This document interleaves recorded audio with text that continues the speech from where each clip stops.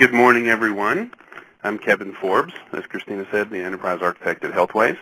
And we're here to talk a little bit about our small, I'm joking of course, IT transformation project we labeled Embrace. So we'll get started right away, and I'll give you a little background about what Healthways is. Most people don't really understand what it is we do. We're in healthcare. We're not a payer. We're not a provider.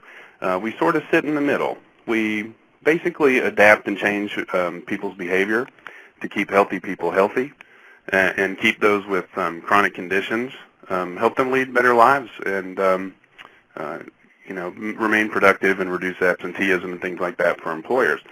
So it's a lot of data that we get in every month that we have to process and deal with, a lot of business rules, a lot of predictive analytics. So it's a very, very busy runtime.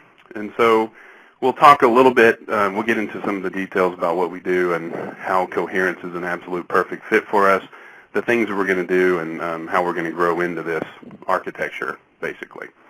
So a little bit about the platform. We are moving into extreme transaction processing. We have about 30 to 40 million people eligible to use our programs. What we do have is about 70 to 80% of those Americans covered by insurance in our database. And so we do process all of that data and identify those folks. So out of that 125 million, we come up with the 30 or 40 million that we can actively engage. There's a small typo on this slide. I should have caught this.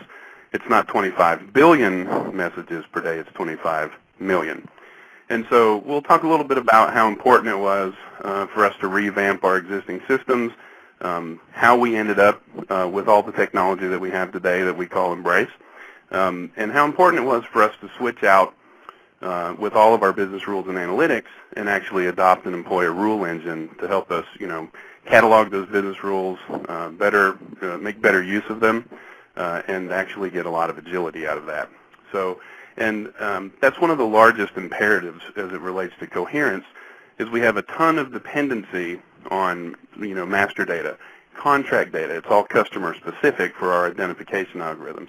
So we're constantly engaging between the rule engine and Coherence to help us make better decisions. And that's tens of thousands of decisions potentially anytime any event occurs in the runtime. We change data about an individual, and we may run up to 10,000 business rules instantly. Pretty high performance requirements. So some of the challenges that we faced with our existing platform, it wasn't that it was bad or that it wasn't working, it was hard to manage. We maintained a data center in each of our 13 call centers around the world. We process that data centrally at our corporate location, and then push it out. So it's kind of a management nightmare. We replicate all the data back. We had a number of business intelligence systems on the back end, again, replicating all that data, doing different reports and things of that nature. So we ended up with a lot of copies of data. The data quality in some of those repositories wasn't what it should have been because there's too many touch points. So part of the architectural goals were to centralize that data. What does that bring? New challenges, right? High availability, scalability. We wanted to contain costs, so there's a lot of overarching goals for what we call Embrace, but fundamentally it's about doing more with less, and that's a core part of the architecture as well, and certainly one of the reasons we adopted Coherence. So the need to centralize all that information, we've adopted several monitoring tools into the runtime. But as it relates to Coherence, RTView is what really gives us the biggest benefit and actually lets us know exactly what's going on within that data grid. It's imperative for us. Everything we do depends on it. So again, project objectives. We needed to reduce the cost. The old model was really expensive, difficult to manage. We hired a lot of people every time we brought on a new customer. And that model just didn't scale very well. So not only from the people perspective, but from the technology perspective. So in revamping that architecture, if we were going to do it, we were going to do it correctly. We wanted to make sure that we got all the things we needed. High throughput, easier to manage, that we reduce the cost. And we've done a lot of things around reducing the cost by pushing a lot of the stuff we used to write custom code for. We pushed it off into the infrastructure. We no longer have to deal with some of those things. So inherently it gets cheaper. And one of the core things was deliver infinite scalability. So you never can tell how many customers. We had years of explosive growth, 25, 35, 40% year-over growth. And we just couldn't keep the old systems up. So we had to have a way where we could actually scale these things both out and up, and that's what we've done here as well. And again, back to Coherence, we wanted to actually have the smallest footprint, not only of data for ourselves and better data quality, less storage costs, things of that nature, but we also wanted to have, sorry, I lost my train of thought. We also wanted to have a smaller footprint. And so Coherence lets us do that. And so we'll talk a little bit about how we were going to grow into XTP and how we minimize our footprint on the back end with our Oracle RAC infrastructure by, fronting some of that stuff with an Oracle Coherence grid. So, and what that does for us, it improves availability and throughput. The data's in the grid. It's as redundant as you want to make it. Scaled into thousands of nodes. It's a beautiful fit for us. Absolutely, it is a complex environment, but this really helped us simplify the complexity. It gave us that optimization that we were looking for, and along one of our key goals was we have a number of applications that sit on top of the Embrace platform. So in essence, it's a number of things. It is so hard to describe. It's so hard to do it justice in 20 or 30 minutes. But at its core, it was a SOA project, right? So it's an SOA and an event-driven architecture. And that provides us those core business services that we build our composite applications on top of. So that gives us that integrated platform where someone that's working in the portal and is also participating in coaching or one of our disease management programs, clinicians and the individuals have access to the same data on the back end. So that really helps us out on the, we had a lot of systems that some of them we acquired. They didn't really have a lot of integration points, varying security models, and so this helped us out a lot and actually eased our integration pains. And again, high availability is key. We took all of our distributed data centers and moved them into a single location, so that means it's got to be highly available. And it is grid everywhere, as I like to call it. So a little bit again about the solution. As I mentioned, the architecture is both SOA and EDA. We've employed an 11G R2 database running RAC, the Real Application Cluster, and we do that for a number of reasons, not only high availability and throughput, but when I get into it, I'll explain how we're simplifying the back end, sharing more data on the back end without replicating it, and we use the grids with things like database services to isolate processes onto specific nodes within that cluster, and we share more data on the back end and we manage less data. So today we're getting away with a single copy of our master data, all that contract data we use to make decisions, things of that nature. Before, in the old model, we'd have to replicate that across 7 BI platforms, 13 call centers. Again, very, very difficult to manage. So we've adopted Oracle Coherence. It's a really big part of the architecture. It moves that metadata closer to our decisioning layer without tying it to a data source, which is one of those things that can really bog down your rule engine implementation. So we wanted to make sure that that stuff was in memory and available. That solves a number of problems. We can also use that for a parallel compute cluster. So I'll tell you a little bit about that. As I mentioned, not only the dependency on a large number of business rules and having a large number of business rules run, technically we use about 2 years worth of healthcare data around an individual to make a single decision. So that's a lot of stuff, right? So that can be, in some cases, we've seen up to 16 meg health records that we're actually actively running tens of thousands of business rules on. And we do that in under a second with the rule engine technology that we have and the Coherence cache. So, but another really good thing, and back to the architecture, which I'll walk you through momentarily, we had to fix a couple other problems, and one of those is operationalizing our predictive analytics. Again, the old model, more of a batch. We pulled data from one system, sent it over to a SAS server, ran all these predictive models, calculated the scores for people so we could do population-based comparisons and rank and order and target people better. And so there's a lot of stuff going on inside of our predictive models that we just don't want to get into today. But I needed to have a better way to do that. And so part of that was not only deploying predictive analytics into the runtime as a service, but also being able to take these as we move more to this total population comparative model where we have potentially millions of people. So let's say for a health plan, for instance, 4 or 5 million people that they serve in a population. I need to calculate a score against all 4 to 5 million of them.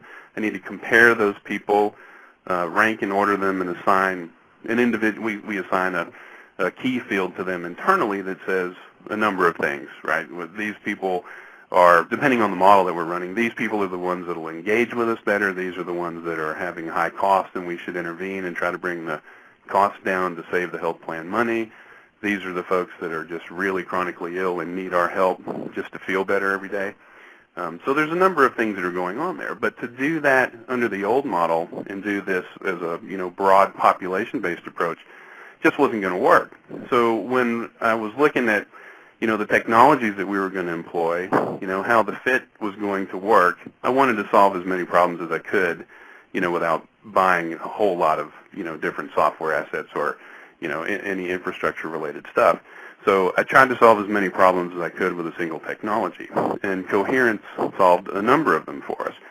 So with its parallel processing capabilities, we actually have taken the same, we export our predictive analytics from SAS in one of two ways: predictive modeling markup language. We deploy that into Blaze Advisor, or we take that as a Java class that we can export, or series of Java classes, and we export those and deploy them into the grid.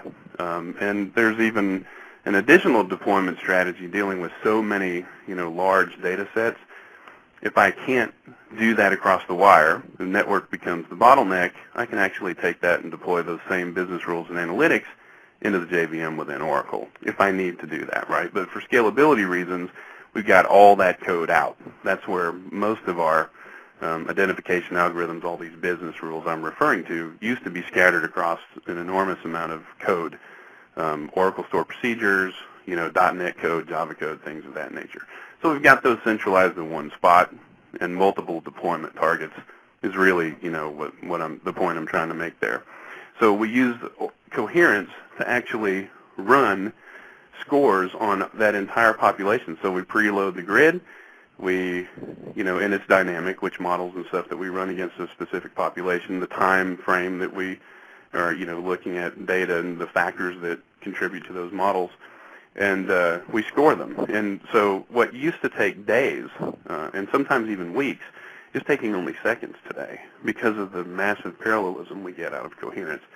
And we can also take, because I have business rule deployments that I can also do as jar files, we can deploy those within the cluster as well. So we're running both predictive analytics and decisioning within Oracle Coherence. So that's been a really big win for us. It's we've been growing into it. Like I said, the architecture is so capable, we couldn't do all the things. We couldn't go straight to XTP. I wanted to. There's just a number of technical things to get around, and certainly the training and we dropped a lot of new technologies on folks in the last minute. And technically, Embrace is what I always characterize as many 2-year projects wrapped up into a single 2-year project. So identity and access management. So we're going to centralize the data. We're going to move to RAC. We're going to employ Coherence. We're going to take predictive analytics and and decisioning and put those into our services runtime. It's huge. It was an enormous amount of work, and but thankfully it went generally as planned, and things are working out really, really well. So it's been in production almost a year, and we have basically a 2-year plan to grow into the architecture. And there's a lot of new stuff that's coming too. So we fixed the core of our business, the things that were most critical to us. We have a number of business units that still have disparate applications and security models. A lot of this infrastructure that we purchased here helps us bridge that gap until we can make the transition either into a single platform with a common back-end, or we make the decision to keep those systems separate, share a security model, right? So we'll fix what we need to fix, but we can, ease our integration pains within our own, disparate systems. So again, we're going to grow into this XTP thing. I needed to have the response times of an asynchronous system, and with the, short timeline on a project of this size, we just couldn't do all the things that we wanted to do. Again, not just the asynchronous and message correlation and things like that. The complexity grows. So Coherence was going to allow us to do a lot of that stuff, get the response times, right, of being, having more of an asynchronous type approach, but give us that transactional consistency that we need. When our clinicians are working with an individual and they say, I took this medication today, I had this lab value, I've, done, whatever, there's 1,000 scenarios there, but we take that data and we run it against the rule engine, they need an instant response. And so asynchronous really doesn't get it for us. We need to make sure that that data is persisted. Coherence gives us that. So again, a multi-year plan to grow into the architecture. We're moving towards XTP. We're not there today, but we've taken the first steps. We've cached those things that are important to us. We've done some cache aside. We've employed RTView to give us that visibility, because our decisions are the core of our business, right? The decisions and analytics that we do. And what we have to have is we've got to have that data. We need to know if something's going on within that coherence grid.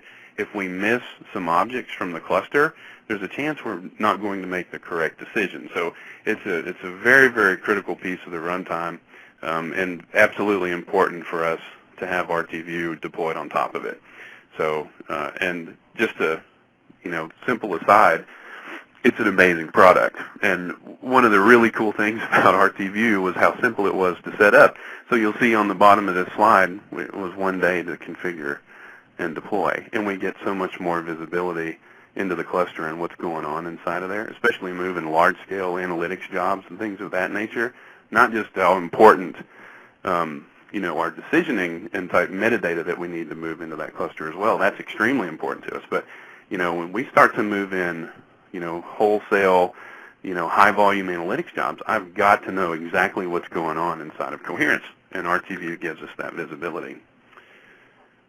Slide loads here. So here's a simple overview of Embrace, and this doesn't depict the entire infrastructure. And in a number of cases, you'll see some of the larger yellow boxes, and they basically just depict the fact there's several machines behind that. You kind of run out of real estate drawing some of these artifacts.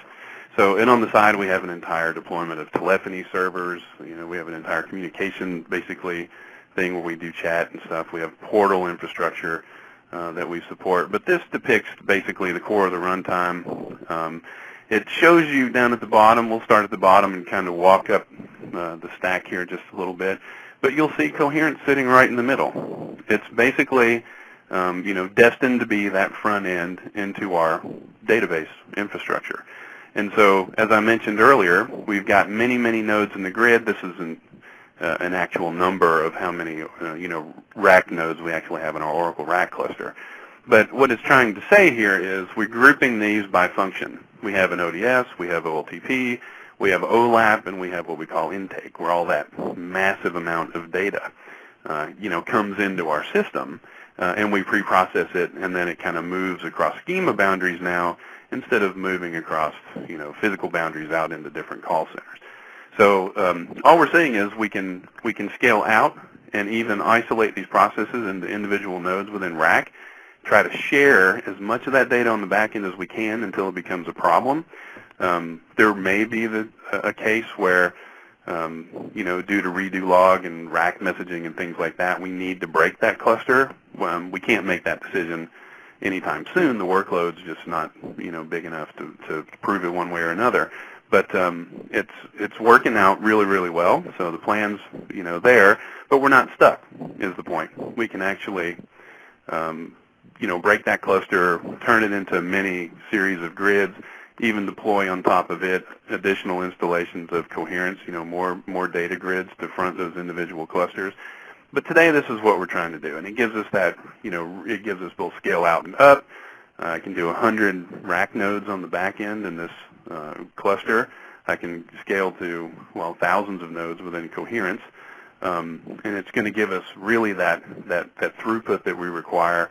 And what I really am after is try to minimize that footprint. Again, I want the smallest number of rack nodes that I can get away with, and I can scale out better and more predictably by adding in additional Coherence nodes. And it's, of course, cheaper to do that than it is to buy a rack node deployed in your database cluster and license Oracle and all the database options that we're using. So, again, back to some of the stuff on the side, not really Coherence related.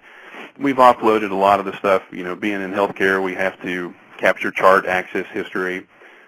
We do that both at the service boundary and tie that right into Oracle Identity Management. So the OAM check that happens when a service is consumed, we know who did it, who was there, and we rolled audit and compliance and all those pesky things into a single spot to do reporting. Within Oracle, again, we've leveraged internal things like Oracle Streams. We're moving data across schema boundary instead of across, physically out to a different location, which you can do with Streams as well. We have data guard and things like that for DR, SAN replication. There's a lot of really cool stuff going on. But one of the other really key things for us around, capturing history as charts change so frequently around, about an individual, we actually employed the total recall option, and that basically wiped out 50% of our data access code that we used to write. Every time someone changes a piece of data, we need to know what it looked like before and after. And so, recall being a database option and declarative, we just turn it on the table and set it up on Tier 2 storage, and we're capturing that data seamlessly, and we're doing it but while reducing costs and applying a lesser cost storage on the back end. So we'll move on to the next slide.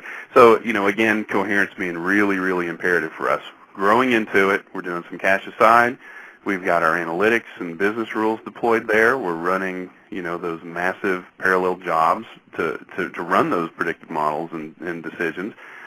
We do use backing maps, all the work that happens in the grid for those analytics jobs, then uses the grid infrastructure, to persist that data to the database. It all happens within the grid.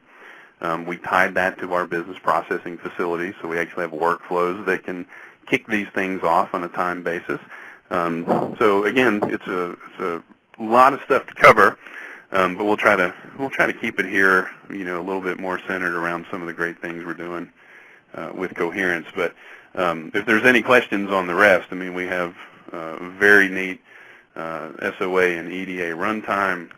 Again, everything hits Coherence in one fashion or another, and we've moved into some cache aside, which helps us offload not only our database reads for decisioning, which is a key point I wanted to make in this presentation, just the amount of data that we need to get that's metadata related just to make decisions from our rule engine. We've offloaded, just by employing Coherence, we've offloaded 70% of our database reads, 70% from the legacy systems. Every time I needed to know what to do with this individual when data changed, I needed to go back and look up about 5,000 records of contract data. So you can tell, that can bog down a little bit under load. Well, now employing Coherence there, we've offloaded that. So now, right out of the bat, right out of the chute, or whatever, anything you want to coin there, I can do more with less infrastructure on the back end. So definitely worth the money in that single scenario to employ Coherence. Again, this is the broad overview that'll show you a little bit more at the service boundary. We have both IBM Message Broker with Windows Communication Foundation services, both IBM and Microsoft technologies there. We have switched out to IBM Process Server for workflow.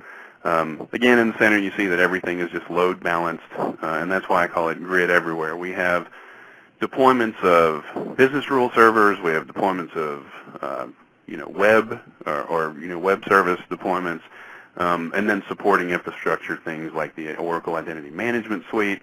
Again, all of these things tie together, and they tie together fairly neatly. But one of the really cool things about Embrace was also it was meant to be pluggable. I didn't want to get locked into any one specific technology at any boundary, and so I mean, there's something to be said for that. If you've written stuff in Broker, you have to write it again if you're moving the technology, but at least I can do that, right? And so we've done that in a couple of cases. We've made a substitution. We actually added IBM Message Broker in a little bit later into the game, but it proves the point. When you make these things pluggable, buy the best of breed, buy something that works and fits with the rest of your infrastructure, you can actually capitalize on that, and if anything ever happens, you can, undo it with at least minimal pain, right? So we didn't want to have it all tied together, encounter some issue, and then have to replace the entire stack. So that's really what we're after here. And again, things like Oracle Identity Management gives us the compliance. We do checks. We can tie that LDAP infrastructure, which is why I bring it up, into Coherence. So some of these jobs that are run, we can actually capture the fact that somebody kicked that job off, and we knew when and where, and all that stuff is audited within OAM. And it helps us give us, even more detail around the things that are going on into the runtime, plus provides us, a high degree of security, which we need. And we also use that for our portal, so we solved a lot of problems with that. SAML for SSO, we allow external consumers of our services, and so we do that with OAM as well. And so another key product for us is the AmberPoint product, which was recently acquired by Oracle, and it's now Oracle's Business Transaction Manager. And that allows us to do a lot of great stuff. Web service monitoring gives us great visibility into the rest of the services runtime. It's a simple push-button deployment for policy on the services, and so we use that to create proxies for external consumers and have, something simple like a SAML policy, and I do that with a push of a button instead of writing and managing a lot of code. So that's kind of the underlying theme here. If we're going to do more with less, we're going to write less code, we're going to manage less stuff, we're going to bring the cost down. So, again, why do we need monitoring around Coherence? It's an absolute critical piece of the infrastructure, and the centerpiece, as we grow into this infrastructure, this Coherence is actually right in the middle of all of this. It leads the way when we talk about getting that performance benefit from fronting our database grid. That's going to be Coherence. We're going to do more and more cache aside. We're going to do more and more analytics and different types of business logic deployments into the grid, and we're going to need as much detail as we can get about what's happening inside the cluster.